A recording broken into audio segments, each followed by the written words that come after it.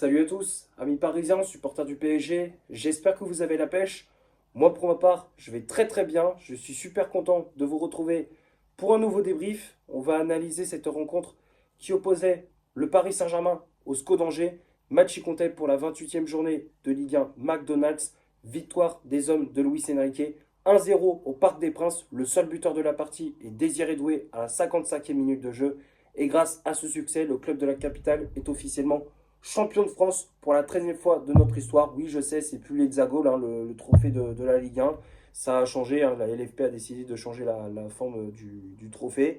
Mais la valeur, c'est toujours la même chose. Hein, c'est toujours, on a toujours cette même saveur, hein, cette même fierté de remporter ce trophée, ce championnat.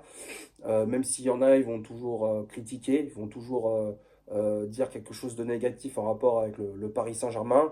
Dès qu'ils remportent un trophée, ils vont toujours dire ouais, ça n'a aucune valeur, le PSG tue la Ligue 1, le PSG tue le football français, il n'y a aucune concurrence, ça n'a aucun intérêt. Les gars, c'est pas de la faute du Paris Saint-Germain, c'est pas de notre faute si un club comme Marseille ne suit pas la cadence, n'arrive pas à tenir la cadence face au Paris Saint-Germain. C'est pas la faute du PSG si Monaco n'y arrive pas non plus à tenir la cadence face au PSG. C'est pas la faute du PSG si Lyon n'arrive pas à accrocher une place en Ligue des Champions. C'est pas la faute du PSG si une équipe comme Rennes, comme Lens, n'arrive pas à décrocher une place en Coupe d'Europe, galère à accrocher une place en Coupe d'Europe la saison prochaine. Donc à un moment donné, il faut arrêter de mettre tous les échecs sur le dos du Paris Saint-Germain et sur le dos du Qatar. Moi, je trouve ça un peu trop facile. Si les autres ne s'en donnent pas les moyens, bah, c'est pas de notre faute. On va pas baisser notre niveau, enfin, on va pas baisser notre exigence pour se mettre au niveau des autres, si tu vois ce que je veux dire. Moi, je trouve ça un peu trop facile. Mais bon, voilà, c'est toujours les mêmes personnes qui vont dire des choses négatives par rapport au PSG. Bon, on va parler de ce qui s'est passé durant ce match face à cette équipe du SCO d'Angers. Globalement, dans ce match, il n'y avait pas de surprise, il n'y avait pas d'énormes surprises. On a assisté à une séquence attaque-défense pendant plus de 90 minutes. Paris qui avait la possession du ballon, qui faisait tourner, qui essayait de contourner le bloc angevin qui était compact, qui était très solide. On a eu des occasions en première période, que ce soit avec Désiré Doué, Kvaratskhelia, Fabian Ruiz ou encore Vitinha. Malheureusement, on était tombé sur un très bon Youssouf Fofana, portier angevin qui a fait de nombreux arrêts dans cette première période. Du côté des visiteurs, bon, offensivement, il ne s'est rien passé quasiment, hein. Ils ont eu deux trois situations, mais sans vraiment être dangereux. Donc à la mi-temps, 0-0 entre les deux formations. Deuxième période, Paris qui pousse pour mettre ce deuxième but. On essaie de faire sauter le verrou angevin. On a essayé de trouver les solutions pour essayer de marquer ce premier but. Et on a réussi à la 55e grâce à Désiré Doué sur une longue transversale de Lucas Hernandez, le Français qui trouve dans la profondeur Vicha Kvaratskhelia qui prend le dessus sur le défenseur angevin et le Géorgien qui centre au second poteau pour Désiré Doué qui reprend plat du pied. Fofana est battu. Paris qui prend l'avantage 1-0. Cinquième but cette saison pour Désiré Doué en championnat. C'est cool, ça fait plaisir de voir Doué marquer. Paris qui prend les devants, Luis Enrique qui fait tourner justement pour préserver ses cadres pour le match en Ligue des Champions face à Aston Villa. On a vu les entrées de Seny Mayoulou, de Dembélé, de Bendes ou encore de Bradley Barcola. On a essayé de mettre ce deuxième but en fin de match, malheureusement ça ne passait pas. On a essayé avec Fabian Ruiz, on a essayé avec des, voilà, on a essayé avec aussi Barcola, Dembélé, malheureusement ça ne passait pas. Donc voilà, l'essentiel c'était les 3 points, c'était la victoire. Grâce à ce succès 1-0, Paris qui est champion de France. On a vu en fin de match les images où Luis Enrique se faisait soulever par tout le staff et tout comment dire, tous les joueurs du Paris Saint-Germain. Il y a eu un tour d'honneur, il y a eu une fête avec les ultras, c'était magnifique. avec Luis Enrique, avec les joueurs. Enfin, c'était incroyable. Moi, j'ai trouvé que les images étaient magnifiques entre les supporters et les joueurs, mais c'est grâce à vous qu'on fait ce genre de choses. C'est grâce à Luis Enrique, c'est grâce aux joueurs. Franchement, cette saison, vous nous régalez, les gars. Ça, c'est clair. Vous nous régalez dans le jeu, dans ce que vous proposez et dans la mentalité. Enfin, moi, je trouve qu'il y a quasiment rien à dire. Ce que vous faites, c'est super, c'est génial. Ok, il y a des moments des champions où on pouvait critiquer, à juste titre, c'est vrai, sur le niveau de jeu de certains joueurs, même sur les choix tactiques de Luis Enrique, on pouvait critiquer par moments, mais globalement, on ne peut rien à reprocher à Luis Enrique sur son travail. Voilà, dans l'ensemble, ce qu'il fait, c'est juste exceptionnel. Ce qu'il fait depuis 2 ans, c'est incroyable. Je suis très content, très satisfait de ce qu'a fait, de ce que fait pour l'instant Luis Enrique au Paris Saint-Germain. Et j'espère que ça va aboutir à la fin de la saison avec pourquoi avoir remporté la Ligue des Champions, remporter la Coupe de France et tout ça. Enfin voilà, j'ai essayé d'empocher un maximum de titres avec le coach espagnol. Maintenant, on va passer à la composition d'équipe que Luis Enrique a alignée pour ce match. Le 11 de départ s'affiche juste ici, donc l'entraîneur espagnol a aligné comme d'habitude son fameux 4-3-3 avec Gianluigi Donnarumma dans les cages. La charnière centrale, c'était William Pacho associé à Marquinhos, le défenseur brésilien qui avait le brassard de capitaine. Les latéraux, Achraf Hakimi à droite, Lucas Hernandez à gauche à la place de Mendes, laissé sur le banc. Le milieu de terrain, Vitinha positionné en 6, Fabien Ruiz et Warren Zaïre-Emery en relayeur, et le trio d'attaque avec Désiré Doué, ailier droit, Vicha Kvaratskhelia, ailier gauche, et en pointe, le portugais Gonçalo Ramos. Les changements effectués par l'entraîneur parisien, donc on a vu, comme je disais, l'entrée d'Ousmane Dembélé à la place de Gonçalo Ramos, l'entrée de Seny Mayolou à la place de Warren Zaïre-Emery au milieu de terrain, l'entrée de Nuno Mendes à la place de William Pacho, l'entrée de Bradley Barcola à la place de Fabien Ruiz, et pour finir, on a vu l'entrée de João Neves à la place de Désiré Doué.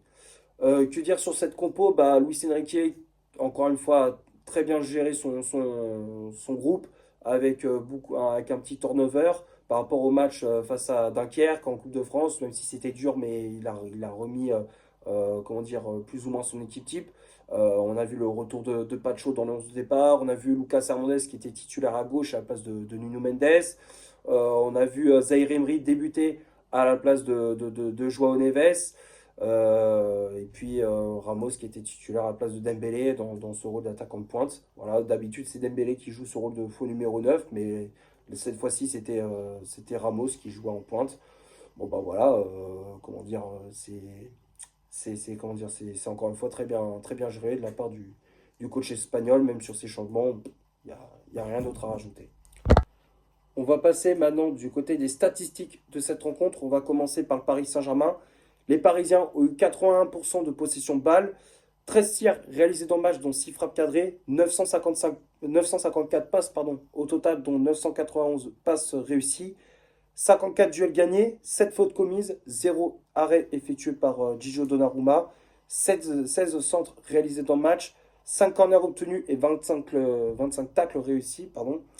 Et du côté du SCO d'Angers, 19% de possession de balle, 2 tirs réalisés dans le match, dont 0 frappe cadrée, 213 passes au total, dont 158 passes réussies, 41 duels gagnés, 12 fautes commises, 5 arrêts effectués par Fofana, 4 centres réalisés dans le match, un corner obtenu, 18 tacles réussis. Donc, j'ai pas grand chose à rajouter. Possession de balle largement dominée par le PSG, plus de 80% de possession de balle, c'est impressionnant.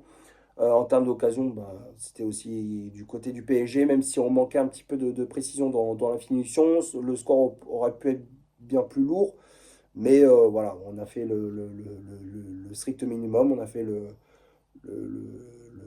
job face à Angers. On a marqué ce petit but qui a permis au club d'être champion de France. Ouais, voilà. Après, du côté d'Angers, bon, ils ont fait que subir, hein, les pauvres, ils ont morflé. J'ai pas grand chose à rajouter pour les stats, hein, j'ai rien d'autre à rajouter. On va finir la vidéo sur les tops et les flops de cette rencontre. Comme d'habitude, je les affiche juste ici. Bon, j'ai pas beaucoup de flops. Euh, les seuls flops, enfin, pour moi, ceux qui ont vraiment été en dessous par rapport aux autres, sont William Pacho. Pacho, j'ai trouvé qu'il a fait un match assez moyen derrière. Je trouve qu'il était moins rassurant par rapport à d'habitude. Il se faisait un petit peu bouger dans les duels. Il était moins tranchant par rapport à d'habitude, hein, parce que depuis le début de saison, Pacho, c'est vraiment le binôme parfait de Marquinhos. On voit bien que ça, il y a un vrai duo avec Marquinhos. Tu vois qu'il y a un duo, il est hyper solide avec le défenseur brésilien, mais là, cette fois-ci, il est passé un petit peu au travers. Pas de chaud, donc c'est pour ça que je le mets dans les flops. J'ai mis également Zaïre Emery dans les flops. Match assez moyen du milieu français. Je trouvais que dans l'impact physique, il se faisait bouger. Manque de prise de risque par moment. Manque un petit peu de vitesse. Tu voyais qu'il n'était pas dans son match. Tu voyais il était pas dedans, le milieu français, vraiment en difficulté. C'est pour ça que j'ai mis dans les flops. Et pour finir, Gonzalo Ramos, que j'ai mis dans les flops. Je trouvais qu'il a fait un match très médiocre. Je pensais qu'il allait justement attirer tous les ballons dans la surface, puisque on connaît son profil, c'est un serial buteur, un renard des surfaces. On pensait qu'il allait planter au moins un but dans le match, mais au final, non, il a été transparent. On l'a quasiment pas vu du match. Il n'a pas énormément pesé sur l'attaque parisienne. Match assez moyen, assez décevant de Ramos. Et sinon, le reste, tout le monde a été bon, hein. Donnarumma, bon, même si il n'a pas fait d'arrêt, il a eu un match relax, tranquille.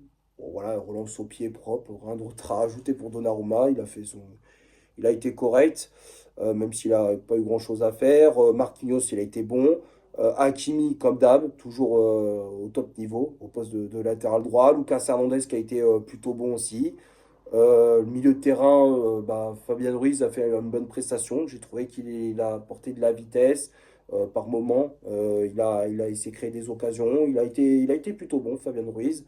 Vitinha, comme d'hab aussi, dans ce rôle de milieu défensif, dans ce rôle de premier relanceur. Il a été très très bon. Tu voyais que au milieu de terrain, il gérait le tempo. C'était le chef d'orchestre du milieu parisien. C'est pour ça que je le mets dans les tops. Et puis, Kvaratskhelia, pour moi, c'est l'homme du match. Sincèrement, c'est pour moi le meilleur parisien dans cette rencontre. Kvaratskhelia qui a apporté de la vitesse, de la percussion, qui s'est créé énormément d'occasions. Il aurait pu marquer, mais voilà, il a quand même fait une bonne performance. Donc, c'est pour ça que je mets dans les tops. Désiré Doué aussi, qui a fait une bonne prestation. Et les remplaçants aussi, qui ont fait une très très bonne entrée. Voilà, je pense avoir fait le tour pour ce PSG SCO d'Angers. J'espère que le débrief vous aura plu. Si c'est le cas, vous laissez un énorme like, tu t'abonnes, tu n'hésites pas à me dire dans les commentaires ce que tu as pensé du match et de mon débrief. Partage la vidéo sur tes réseaux sociaux. N'hésite pas à faire un tour sur mon compte Instagram. Je te l'affiche juste ici. Et d'ici là, portez-vous bien. On se retrouve pour une prochaine vidéo. Ciao!